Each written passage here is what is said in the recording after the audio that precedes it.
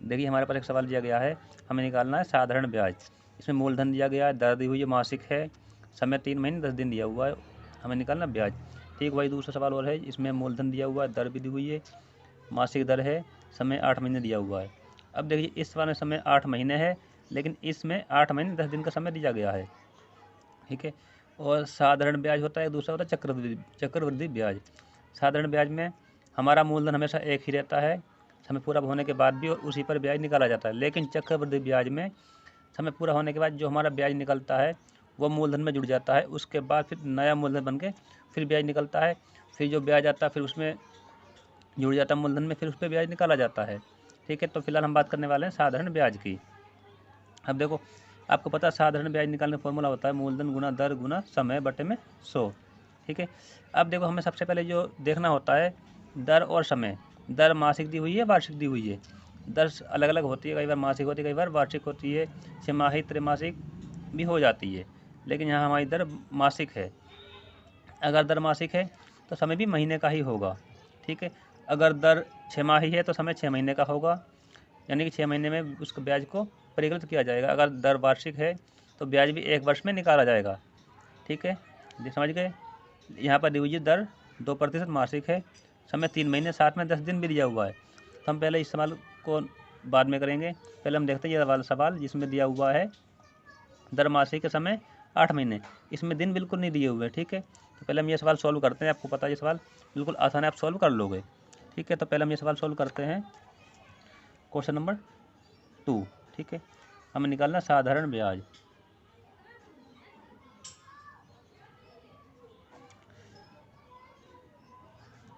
Formula होता है मूलधन गुना दर गुना समय बटे में 100। तो मूलधन कितना 5000 रुपये, दर है 3%, समय है 8 महीने, सबके बटे में 100 कर लिया। तो इन 2 जीरो से 2 जीरो काट दो और इन्हें गुना कर ला आपस में, 5 दिया 15, 15 8 120, 1 जीरो था अब लगा दिया। तो हमारा ब्याज कितना आया, हमारा ब्याज आ गया 1200 रुपये। ठीक है, देखो इस तरह का ब्याज जब भी हमारे पास पूरा समय दिया होता है महीने का तो हम ब्याज आसानी से निकाल लेते हैं।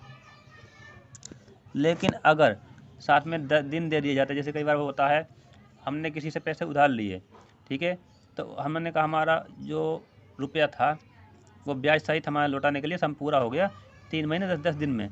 तो हमने कहा 20 दिन का हम ब्याज क्यों, हमारे पास जब पैसा पहले ही हो गया तो हम पूरा दे देते हैं, तो 3 महीने का ब्याज तो हमने पूरा निकाल लेंगे। लेकिन अब वो कहता है मुझे 10 दिन का ब्याज भी पूरा चाहिए। ठीक है, ये आपने हमारा पैसा इतना इस्तेमाल किया है, अब 10 दिन का ब्याज कैसे निकालेंगे। ठीक है, तो यहाँ पर देखिए यहाँ पर महीना दिया हुआ है और समय 10 दिन है, तो इस 10 दिन को महीने में चेंज कर लेते हैं। तो इसे हम चेंज कैसे करेंगे, इसे इधर देख लेते हैं। महीने में कुल कितने दिन होते हैं 30। ठीक है, अब ये कि हम कितने दिन का ब्याज निकालेंगे 10, तो ऊपर 10 लिख दो, और पूरे महीने कितने हुए हैं 3, तो इसे यहाँ कर दो। अब इसे सही कर लेते हैं, इससे ये कट गया। ठीक है, 3 3 9 और 1 10, तो हो जाएगा 10/3 महीने बन जाएगा हमारा, समझ रहे हो। तो इसका जो सही बनेगा हमारा समय कितना बनेगा इसका, यहाँ लिख लेते हैं हम, इसका जो समय बनेगा हमारा 10/3 महीने बन गया। तो अब निकल जाएगा आसानी से, हमें निकालना साधारण ब्याज। तो क्या होगा, मूलधन कितना है 8000 रुपये, दर 2%, समय है 10/3, तो 10 को ऊपर कर इस सब के नीचे, इसके नीचे 3 कर दो, और 100 तो हमारा गुना होगा ही, 0 से 0 2 जीरो से 2 जीरो काट दो। अब 3 तो कटेगा नहीं ऊपर, तो ऊपर वाले को ऊपर गुना कर लो, 8 दूनी 16, 2 जीरो का 2 जीरो आ गया यहाँ पर, इसके बट्टे 3। अब इसे इससे भाग कर दो, नहीं आता तो भाग कर लेते हम इससे, 1 से 0, 5 के बारे में गया 15, 1 जीरो, फिर 3 बारी में गया 9, फिर 1 जीरो उतारा, फिर 3 बारी में गया 9, फिर पॉइंट 3 3 आधा रहेगा हमारा, तो ये कटेगा हमारा कितना पा 5 3 3.3। ठीक है, तो हमारा जो ब्याज आएगा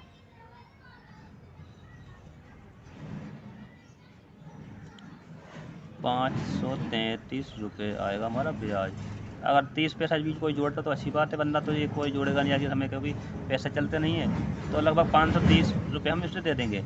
533 रुपये हमारा ब्याज बनेगा। तो 30 जितना बनता है वो कितना लेगा हमारा, 533 लेगा, 30 लेगा, 50 लेगा, कितना लेगा वो उसका निर्भर करता है। लेकिन हमने इस तरीके से ब्याज निकाल लिया। फिर उसे ध्यान रखना है, अगर बात हो रही दिन की, 10 दिन की जगह अगर 20 दिन होते हैं तो आप कुल महीना कितना होता है 30 दिनों का, हमें चाहिए ब्याज कितना 18 दिन का, तो ऊपर 18 कर दो। अगर हमें निकालना ब्याज कितना 12 दिन का, तो 30 नीचे कर दो और 12 दिन ऊपर कर दो। ठीक है, पूरे पूरे महीने को आप इस जगह पर लिख दोगे। ठीक है, जैसा है।